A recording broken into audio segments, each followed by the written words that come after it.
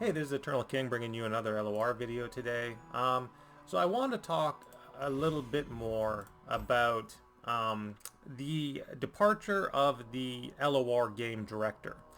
So this has kind of been an interesting subject that kind of slipped through the way. There was a lot of talk about, oh, the game LOR is dying as a game. Or in my case, the two format PvP model isn't working, or LOR isn't making enough money from microtransactions. And those are kind of the discussion points, and like all of that's kind of been dealt with and discussed to death, and we kind of know where those things stand. What I want to talk about is the departure of the game's director. So, depending on the exact format of layoffs from the LOR team, um, losing a game director can either be marginally impactful or disastrous for the long-term future of LOR. Um, did they lay off a lot of the middle management types at, the LOR team? Middle management types, kind of making micro decisions on new set designs, new card formats, new champ designs, patch implementation, deadline enforcing, and all of that stuff. Um, are all of those middle managers that are usually hold down you have your middle managers and your entry level employees holding down the lion's share of the work, and then you have your executives or executive producers or game directors who more or less sit in Zoom calls and then talk to those middle managers and tell them what to do, or just get a state of the union and see how things are going, and if they're making deadlines and things like that. But their actual, ear to the ground impact, getting their hands dirty and actually doing the work is fairly minimal a lot of the time. Ken Levine, when he first started out working on System Shock 2, he would have designed some of the quests and some of the scenarios and some of the level layouts.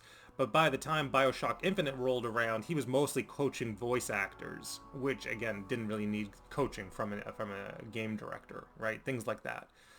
Um, uh, so again, a director can be highly impactful. Hideo Kojima being a good example. But again, I don't know how impactful the game director is for LOR. We don't really have that information. We don't have we're not a fly on the wall, that sort of thing. But it could be problematic for sure when it comes into 2024, because 2024 is going to seem very, very uncertain for all of those middle management types and entry level worker types that have to keep the trains running on time.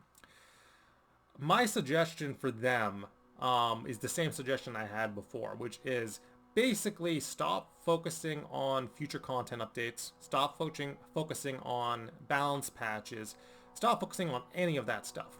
Open up, keep standard as it is, open up the Eternal card format as wide as possible, have it running all year long, and just keep those trains running on time, but also have both formats evergreen and open all the time. So the people that want to play LOR standard, the way it is right now, they can play LOR standard the way it is right now. The people that want to play LOR Eternal can play LOR Eternal right now. And then that should be enough diversity, assuming that the servers are running and that the game is functional. That should be enough gameplay diversity, and then you can have gauntlets and like some of these less important formats running as well, more like events,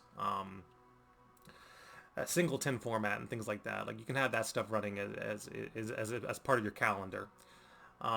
Assuming that all of that is, you know, working and functional, and then LOR can run its Path of Champions, money focus. It can run its money grind while PvP is still fully functional and just how it's been all through, out. In fact, even improved, because again, Eternal hasn't been functional 99% of the LOR standard season.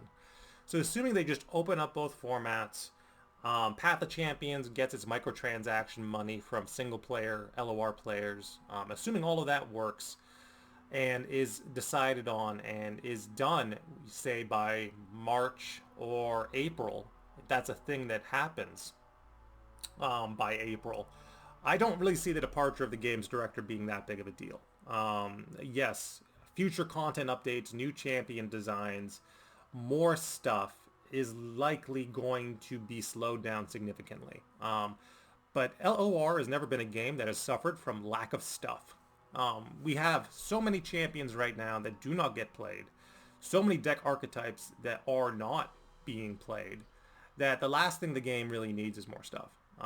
What it does need is evergreen playability, right? Having Eternal be functional all year long, having Standard be functional without it being complete broken mess all year long.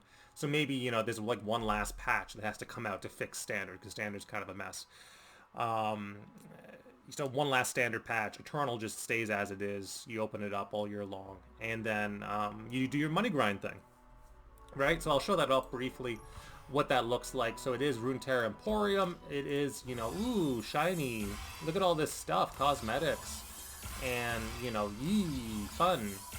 Like, like most players who've been playing this game since launch don't care about any of this. But you can do all of that money grind stuff and push the store as much as you want, as far as you want, in terms of cosmetics and everything else. So do your money grind, but keep PvP functional. And you can even focus a little more on single player if you want. But again, without the games director, I do see problems for future content updates. And again, when people say that LOR is dying, that's kind of what they're looking at. It's massive staff layoffs, which again, depending on their roles, could be very problematic. But it's also the game's director, right, who has been running this game for the last 5 years, and they're going to replace him with someone who I assume has an MBA and just wants to make money off of this game, which is like, fine, sure. So my advice to the new guy, the new game director, open up both formats, cut back on the new content, cut back on the balance patches, just make the game functional in PvP, and then do your money grind. And then you kind of keep everyone happy. Alright, this is Eternal King signing out.